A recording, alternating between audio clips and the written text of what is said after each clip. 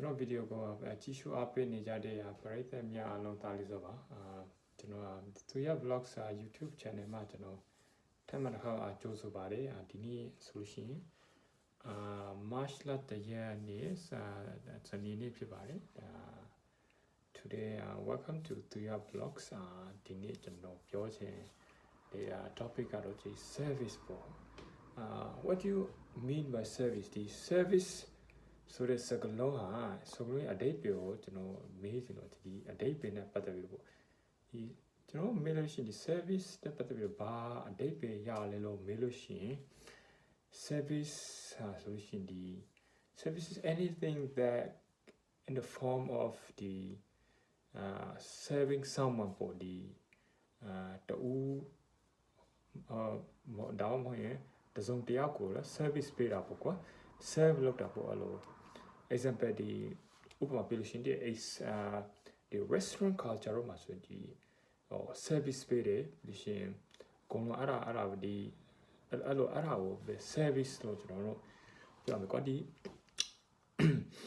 service ရဲ့ဒီအတိတ်ပေးရကြတော့အရန်ကို net shine ပါတယ်ပေါ့အဲ့ဒါနဲ့ကျွန်တော်ပြောချင်တာပေါ့တဲ့ service the meaning of service is very much unlikely very deep so how deep the let's say the restaurant ခုသွားတယ်ပါဒီစားတော့စားဆိုင်သွားတယ်သူတို့ပထမဆုံး customer အနေနဲ့သူတို့ကြိုးစုံမယ်ကွာ they will welcome you သူတို့ကိုကြိုးစုံမယ်နေရာပေးမယ်ကွာထိုင်ဖို့နေရာပေးမယ် and they will give you a space to sit down at the table သူတို့တွေက waiter တွေပြီးလို့ရှိရင်သူတို့တွေကြိုးစုံမယ်ထိုင်ဖို့နေရာပေးမယ်ပြီးလို့ရှိရင်ပေါ့they will make you feel at home they will make you feel very comfortable ကျွန်တော်ပြောချင်တာဒီ5 star restaurant လို့4 star 5 star 3 star fine dining so သူတို့တွေကပထမဆုံးကိုနှွေးထွေးစာကြိုးစုံမယ်ကြိုးစုံပြီးလို့ရှိရင် they will make you feel welcome they will make you feel very comfortable ပြီးရှင်အဲ့ဒါတွေ part of the service ပေါ့အဲ့ဒါတွေတွေ့ရှိနိုင်တယ်so the service ရဲ့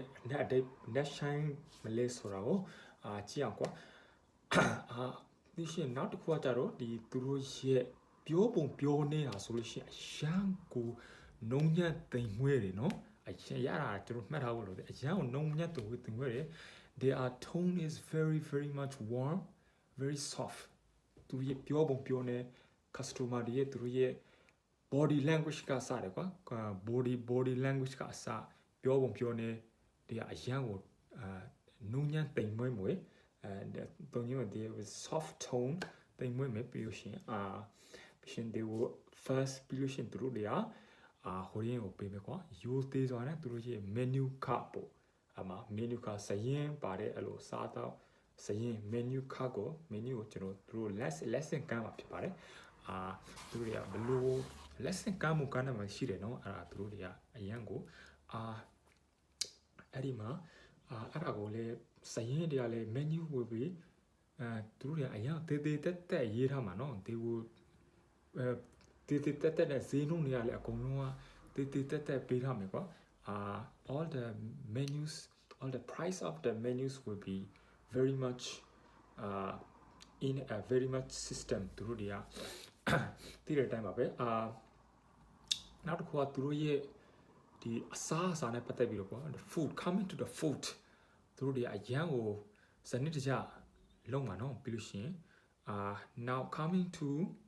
the way you present it ဘာသာပြန်လို့ရှိရင်အဲ့ဒီဟိုစားသားဟာကိုဒီသူတို့တွေကဘာကိုကြည့်ရမလဲဆိုလို့ရှိရင်သူတို့တွေက the way you present အဲ့ဒီစားသားစာဘလိုမျိုးပေးမလဲဘလိုမျိုး set up မလဲကွာအဲ့ဒါကိုလေတတိထားမှာဖြစ်ပါတယ်as a ကျွန်တော်ရဲ့ဒီ chef စပူမုန်တေဒန်တရားအနေနဲ့ပေါ့ what I'm doing is like as a student of a chef student ပေါ့ဒီပြပုံပြတာပုံပြနေပါ the way you present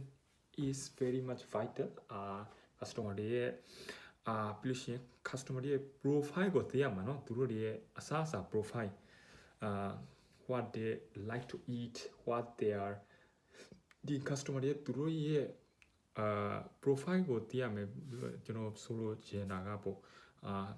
သူတို့တွေဟာဘယ်အစားအစာနဲ့တဲ့တယ်မတဲ့ဘူးဆိုတာရဲ့အဲ့ဒါသိထားဖို့လိုတယ်ပြီးလို့ရှိရင်သူတို့တွေရဲ့ဈေးကွက်ပေါ့သူတို့ဟာဟိုဒီအစားအစာကို afford လုပ်နိုင်မလားဥပမာ afford လို့သူတို့ဟာတကယ်ကိုဝင်နိုင်မှာလားအဲ့ဒါလည်းကျွန်တော်သိဖို့လိုတယ်ပြီးလို့ရှိရင်သူတို့တွေရဲ့food preference ဘာကြိုက်တယ်ဘာမကြိုက်ဘူးအဲ့ဒါတွေအကုန်လုံးသိထားဖို့လိုတယ်သူတို့တွေကကြတော့ဒီcoming to the ဂျာမန်ရေးနဲ့ညီညွတ်ဖို့လိုတယ်အဲ့ဒါနံပါတ်1သူတို့ရဲ့ဟိုဘလို့အစားအစာတွေကသူတို့နဲ့မတည့်ဘူးလေဆိုတာတွေသိထားဖို့လိုတယ်နော်you have to know everything like whether they are having diabetes or typhoid I don't know anything relatives from the